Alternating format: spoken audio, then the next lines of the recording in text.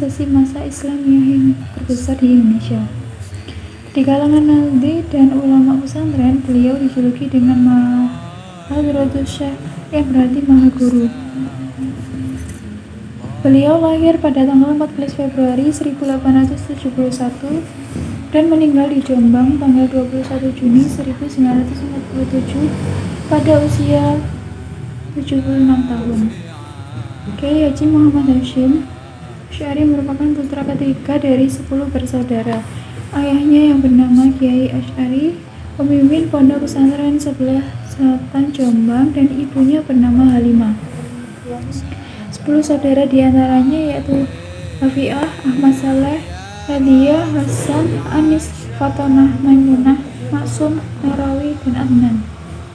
Berdasarkan silsilah dari ibu, Kiai Hasyim Asy'ari memiliki garis keturunan dan dari Kerajaan Pajang, Jagatingkat, dan juga Kerajaan Hindu-Buddha Majapahit, Raja Brawijaya Palima, Lembu Petang. Muhammad Hasyim belajar di pesantren tahun 1876 pada usia 5 tahun. Setelah 5 tahun di pesantren kakeknya bersama ayahnya, dia dipindah dan dididik di pesantren Keras. Pesantren yang didirikan oleh ayahnya ini memberi banyak pengalaman. Meskipun masih berusia kanak-kanak, bakat kepemimpinan dan kecerdasannya membawa Hasyim sebagai anak yang cepat menguasai ilmu yang diajarkan ayahnya. Kegemarannya yang mutola'ah secara sendiri menjadikannya memiliki pengetahuan atas kitab yang belum diajarkan pada saat usianya yang masih belia. Dan tidak hanya mutola'ah, Hasyim kecil juga gemar berdagang. Muhammad Hasyim menjadi pengajar di pesantren ayahnya tahun 1884 pada usia 13 tahun dan belajar di pesantren tahun 1886 pada usia 15 tahun. Pada usia 13 tahun, dalam bimbingan ayahnya, Muhammad Hasyim sudah diminta ayahnya untuk membantu mengajar santri yang lebih senior di pesantren ayahnya. Saat usia 15 tahun, ia pergi meninggalkan kampungnya untuk menyantri ke berbagai pesantren. Beberapa pesantren yang didatangi adalah pesantren di Wonorejo Trowulan Mojokerto, pesantren di Wonorejo Probolinggo, pesantren di Langitan Tuban, pesantren di Trenggilis Surabaya, dan juga merambah ke Laut Seberang untuk pertama kalinya di pesantren Kademangan Bangkalan. Sekitar 3 tahun di Madura, kembali ke Jawa dan mengunjungi pesantren di Siwalan Panji Sidoarjo pada 1891. Kiai Hasyim menikah tahun 1892 pada usia 21 tahun. Usianya yang baru 21 tahun dan dinikahi oleh Kiai Yakub dengan putrinya Khadijah. Sebenarnya menjadi hal berat bagi muda Hasyim, tapi ketaatan terhadap guru dan orang tuanya, ia berkehendak dan menyetujui niat Kiai Yakub menjadikan menantu. Dan terlaksanakanlah pernikahan Hasyim dan Khadijah pada tahun 1891.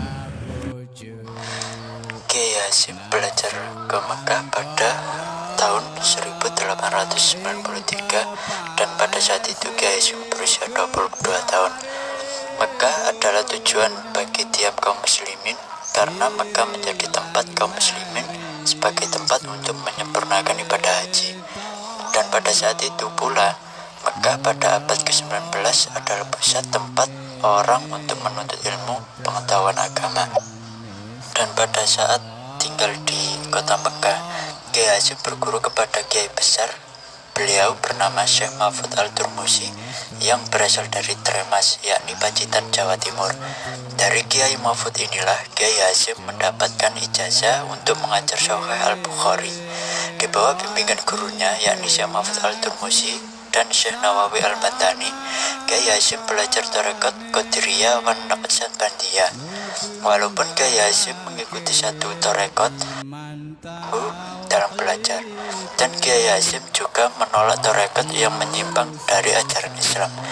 Kiai Hasyim juga melengkapi ilmu pengetahuan agar lebih lengkap pada bidang fikih mazhab Syafi'i.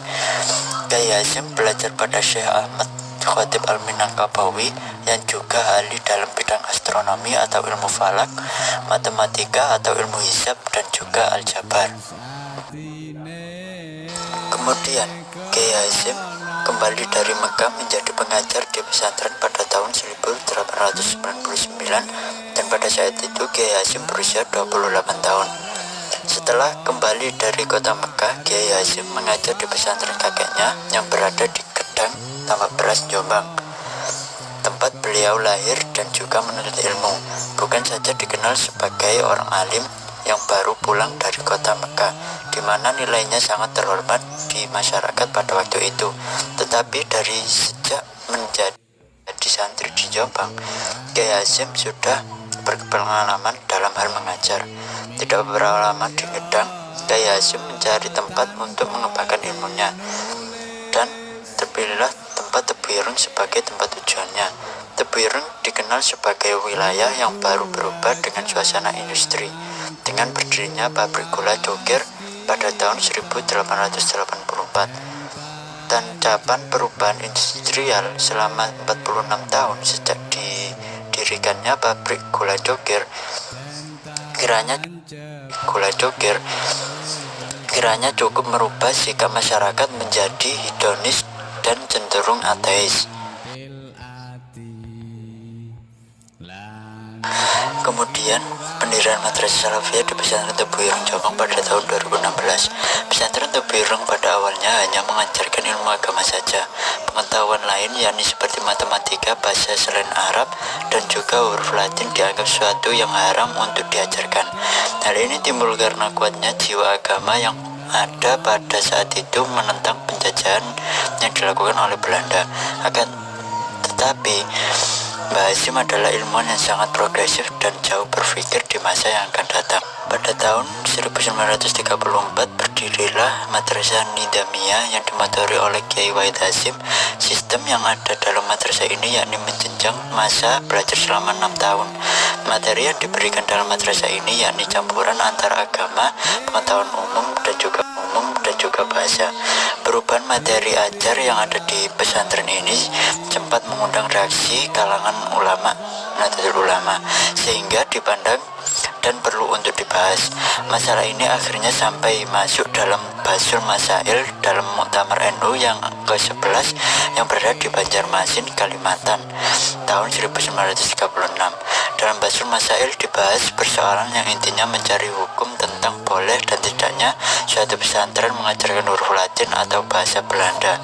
Keputusan Basul Masail memperbolehkan dan akhirnya dapat mempengaruhi kalangan santri agar dapat baca dan tulis Latin.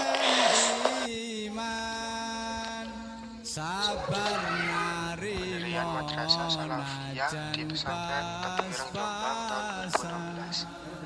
Kiai Karim menjabat sebagai pengasuh hanya 1 tahun karena mengundurkan diri dan menyerahkan kepada kakak iparnya, yaitu Haji Ahmad Bidrowi Asro. Kiai Haji Ahmad Bidrowi Asro menjadi pengasuh selama 2 tahun.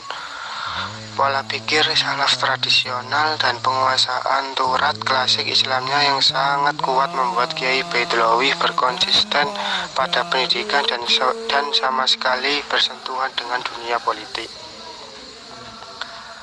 Kepengasuhan pesantren dilanjutkan oleh Kiai Haji Abdul Qolik Hasyim. Kiai Bidrowi tetap mengajar di Tebu Ireng meskipun digantikan oleh Kiai Haji Abdul Qolik Hasyim. Pendidikan dan pengajaran kitab salaf tetap dipertahankan, bahkan dikuatkan dengan mencari guru-guru senior untuk mengajar di Tebu Ireng. Sifat yang keras Kiai Haji Abdul Qolik membuat santrinya disiplin dan kuat. Setelah itu pengasuhan dilanjutkan oleh Kiai Haji Muhammad Yusuf Hasyim menjadi pengasuh pesantren yang modern. Pendidikan murni tidak menghalangi perannya dalam kancah nasional. Kiai Haji Muhammad Yusuf Hasyim masih menjabat sebagai DPR RI meskipun dia menjadi pengasuh pesantren di Tebu Ireng Jombang. Pada masa kepengasuhan Kiai Yusuf Hasyim menjadi anggota DPR RI, RUU perkawinan sedang ramai-ramainya dibahas. Maka dalam acara ketok materi RUU perkawinan itu juga disampaikan kepada para santri. saat dijelaskan bahwa salah satu pasal RUU itu berisi sebelum dinikahi, calon pasangan pengantin boleh saling mencobai lebih dahulu untuk menentukan apakah ada kecocokan atau tidak di antara mereka. Setelah menjadi pengasuh selama 41 tahun, Yusuf Hasyim digantikan oleh keponakannya sendiri, yaitu Insinyur Haji Salahuddin Wahid. Pada saat menjadi pengasuh pesantren Tebu Ireng, Insinyur Haji Salahuddin Wahid sering dipanggil bahkan menjadi rektor Institut Keislaman Hasyim Asy'ari. Dan kampus menjadi semakin maju dan banyak menambah fakultas, maka kampus berubah nama menjadi Universitas Hasyim Asy'ari sampai sekarang. Karya akademis Kiai Hasyim Asy'ari. Peninggalan akademis terbesar Kiai Hasyim adalah pesantren kecil Tebu Ireng yang masih dan kian membesar hingga hari ini, dan pesantren besar yang bernama Nahdlatul Ulama. Kiai Hasyim tidak menulis kitab besar yang mencerminkan keutuhan ilmu. Menginisiasi diadakannya Komite Hijaz tahun 1924. Keilmuan Kiai Hasyim adalah panduan ilmu pondok pesantren Indonesia dan Arab Saudi. Meski cukup lama diterpan faham Wahabi radikalis, namun tidak begitu saja terpengaruh.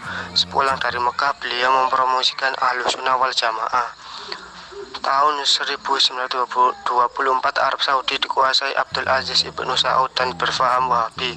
Pemerintah Saudi yang dipimpin Abdul Aziz menghancurkan sebagai situs Islam bersejarah termasuk makam para sahabat. Namun di Saudi digelar muktamar umat Islam yang dihadiri oleh para ulama di seluruh dunia. Para ulama tradisional dari Indonesia yang dipelopori oleh Kiai Haji Abdul Wahab Hasbullah yang bertugas menyampaikan aspirasi kelompok tradisional kepada penguasa Arab Saudi. Aspirasi itu yang berisi ada 3. Yang pertama, tradisi bermazhab agar tetap diberi kebebasan umat muslim yang menjalankan haji atau umroh pada saat di Mekah, Madinah, dan Jeddah agar diberi kebebasan menjalankan ibadah sesuai dengan mazhab yang dianutnya. Kedua, imam dan khotib di haramnya digilir dari pengikut berbagai mazhab. Dan yang ketiga, situs-situs penting makam Rasulullah dan Abu Bakar jangan dibongkar. Pendirian Majelis Islam Ala Indonesia atau MIAI dan Masumi tahun 1937. Kongres yang dilaksanakan sejak tahun 1922 hingga tahun 1093 telah dilaksanakan sebanyak 10 kali. Nah, kongres ini diikuti oleh tokoh-tokoh dari berbagai perkumpulan dan organisasi keagamaan dari seluruh Indonesia. Situasi sosial keagamaan di Indonesia pada saat tahun 1937 itu tidak terlalu kondusif bagi kehidupan beragama, sehingga mengilhami NU dan Muhammadiyah untuk mendirikan organisasi federasi yang diberi nama Majelis Islam Ala Indonesia atau Majelis Tertinggi Islam Indonesia. MIAI bukan partai politik, tetapi ini dapat dikatakan sebagai peran wujud dari politik NU itu sendiri. Pemrakarsa MIAI adalah Kiai Haji Ahmad Wahab Hasbullah, dan kepemimpinan MIAI diserahkan kepada Kiai Haji Ahmad Wahid Hasyim yang pada waktu itu beliau berusia 23 tahun. Peran Kiai Hasyim dalam resolusi jihad: yang pertama, menanamkan militansi Islam, mendirikan pesantren Tebu Ireng, mendirikan NU hingga Masumi, dan banyak sekali lainnya yang belum kita ketahui. Perjuangan Kiai Hasyim pada pra-kemerdekaan Indonesia: yang pertama, menyadarkan hak-hak politik rakyat untuk hidup bebas dan merdeka dari penjajahan. Pada masa penduduk Jepang tahun 1942, Kiai Hasyim pernah dijebloskan ke dalam penjara karena beliau menolak untuk berkompromi dan tidak kooperatif dengan Belanda. Kiai Hasyim wafat pada tahun 1947. Sebelum beliau wafat, beliau pernah berpidato pada Muktamar NU ke-17 pada tanggal 24 Mei 1947 di Madiun. Beliau mencela komunisme dan menyebut akan ketauhidan dan keimanan kepada Allah.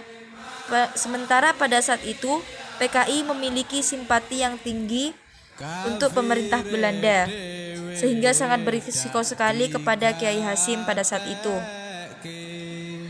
Pernah suatu ketika beliau mengisi pengajian umum dan muktamar.